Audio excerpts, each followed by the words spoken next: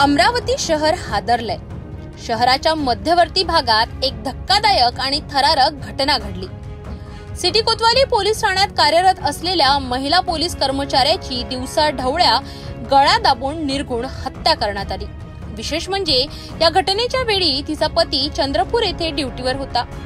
हत्या कशासाठी झाली, आरोपी कोण, पोलिसांवरच प्रश्नचिन्ह उभं राहिलंय। राहुल तायडे यांच्या पत्नी आशा तायडे वय वर्ष 36 या महिला पोलीस कर्मचारी होत्या। त्या गुरुकृपा कॉलनी वडाई नाका परिसरात राहत होत्या। शुक्रवार 1 ऑगस्ट रोजी 2 मास्कधारी आरोपी त्यांच्या घरात शिरले। त्यांनी गळा दाबून आशा तायडे यांचा खून केला। त्यावेळी घरात त्यांचा 10 वर्षीय मुलगा शौर्य ही उपस्थित होता। शौर्याने प्रसंगावधान राखत घरात राहणाऱ्या भाडेकरू मुलींना आवाज दिला। त्याच दरम्यान आरोपी भिंत ओलांडून फरार झाले। हल्लेखोर अजूनही पसार आहेत। ही हत्या पूर्वनियोजित होती का? पती राहुल तायडे हे राज्य राखीव बलाच्या चंद्रपूर येथे कर्तव्यावर असतानाच ही घटना घडणे अनेक शंका निर्माण करत आहे।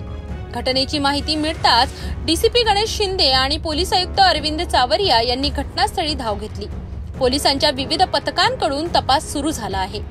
अब्दुल कलाम या पोलीस कर्मचाऱ्याच्या हत्येनंतर अमरावतीत ही दुसरी पोलीस कर्मचाऱ्याची हत्या आहे। त्यामुळे पोलीस यंत्रणेत खळबळ माजली आहे। एकीकडे पोलिसांचेच कर्मचारी असुरक्षित असतील तर सर्वसामान्य माणसांचं काय? सिटी कोतवाली पोलीस कर्मचारी आशा तायडे यांच्या हत्येने संपूर्ण शहर हादरलंय। पोलिसांच्या प्रतिष्ठेचा सवाल निर्माण झालाय। लवकरात लवकर आरोपींना अटक करावी अशी जनतेची मागणी आहे। सिटी न्यूज तुम्हाला या प्रकरणातील प्रत्येक अपडेट देतच राहील। पाहत रहा सिटी न्यूज।